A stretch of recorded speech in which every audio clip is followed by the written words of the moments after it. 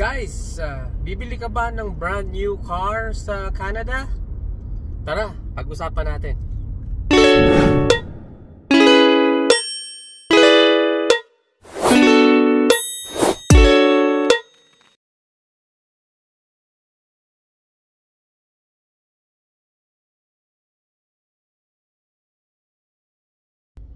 Hi guys, welcome back sa aking channel, Vincent How To.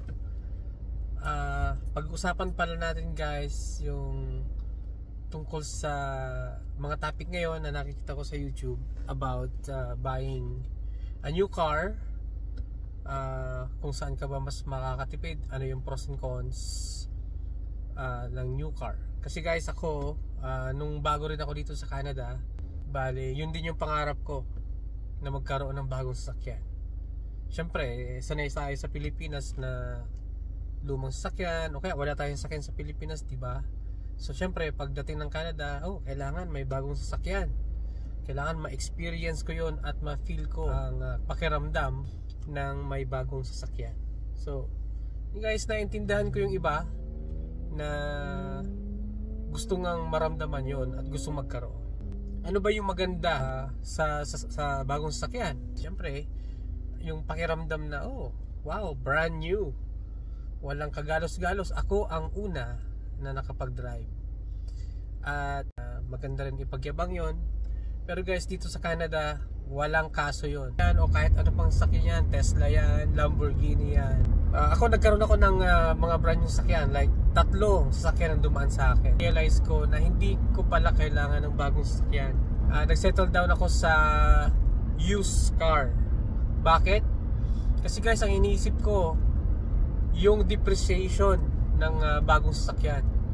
Yung sasakyan na yan, kahit isang araw lang nilabas mo yan sa dealership, bagsak na agad ng 20% yan.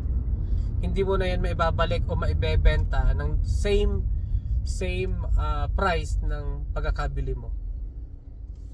Kaya yun yung sa akin, yun yung naisip ko. Noon namang una, kaya isa sa mga rason ko noon kaya ako kumuha ng bagong sasakyan noon, kasi nga sa mentality na pag bagong sasakyan walang problema, natatakot ka na matirikan ng sasakyan sa habang nagda-drive. Yun yung mentality ko noon. Kaya talagang sabi ko, gusto ko brand new. Ayaw ko ng luma kasi nga hindi ako marunong mag-ayos. Pero nung siyempre matagal na rin ako dito sa Canada, marami ako natutunan. Kasi nga pag brand new sasakyan, tanggapin na natin na loan yan guys, loan. It's either 7 years or 8 years. Maswerte yung may mga pang-cash ng sasakyan. Pero alam ko 90% ng nagkakaroon ng brand new sasakyan dito ay utang. Isipin nyo guys kung magkano ang hulog nyan every 2 weeks or monthly. Marami kang gustong gawin kapag na hindi mo magawa kapag meron kang loan. Lalo na sinabay mo pa yan sa mortgage ng bahay.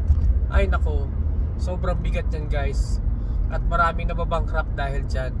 Isipin nyo noon, mas mura pa ang hulog ng sasakyan noon. Mas mura pa kumpara ngayon. Mas matindi ang presyuhan ng sasakyan ngayon. Yung dating 33,000 na SUV noon, like RAV4, ngayon magkano na?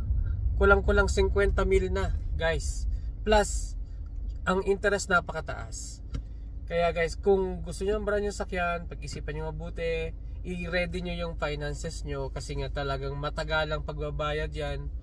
At medyo masakit sa ulo at masakit sa bulsa. Kasi ang daming pwedeng mangyari sa 7 years. Pwede kang mawala ng trabaho. Dami-daming pwedeng mangyari. Pwedeng may mga emergency ka sa Pilipinas na kailangan pumunta, pero dahil hold ka na ng utang mo dito sa Canada, ang dami mong mamimiss na mga pwedeng gawin. Gusto mong magbakasyon, hindi mo magawa kasi nga ang daming binabayaran at wala na halos natitira sa bank account mo. So yun guys, kung gusto nyo ng bagong sakyan, wala namang pumipigil sa inyo as long as na ready kayo.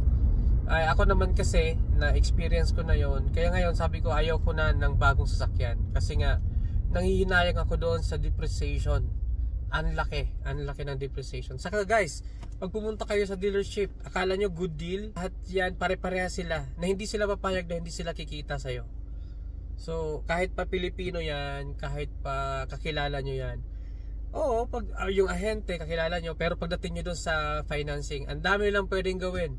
Sabihin nila, mababa ang hulog mo, pero tingnan mo, gagawin nilang 8 years yung kontrata mo. Kaya the more na tumagal, mas malaki yung interest, mas malaki yung commission nila. So guys, take it from me na pinagdaanan ko yan. 3 brand yung sasakyan, iba-ibang year, nadaanan ko yan. Kaya ako nag-settle down na lang sa used. Itong Honda Civic ko, nabili ko lang to ng 2,800. May mga inayos ako, syempre para tumakbo ng matino. Pero it's okay guys, kasi nga ito fully paid. Wala na akong iisipin na monthly. May masira man, at least hindi ako yung hindi biglaan. Pwede mo naman tong ipaayos ng hindi agad-agad, di ba? So yun lang guys, yun lang yung take ko dyan sa mga brand new sasakyan na yan. Maganda sa pakiramdam, pero alam nyo yung sarap sa pakiramdam ng bagong sasakyan? Ano lang yan? Oras, araw, o linggo. After nyan, mawawala na yan. Lalo na kapag nagsimula na kayong magbayad. Pero yun nga, sabi ko, hindi ko kayo pipigilan. Gusto nyo brand new sasakyan, go.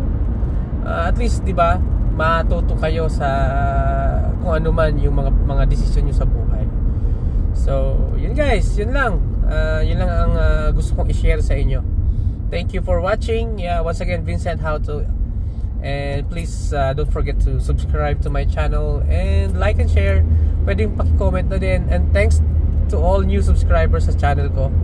At kung nakita nyo na relevant or interesting tong mga topic ko, please comment lang and subscribe. Alright, thank you guys, have a good day, bye bye.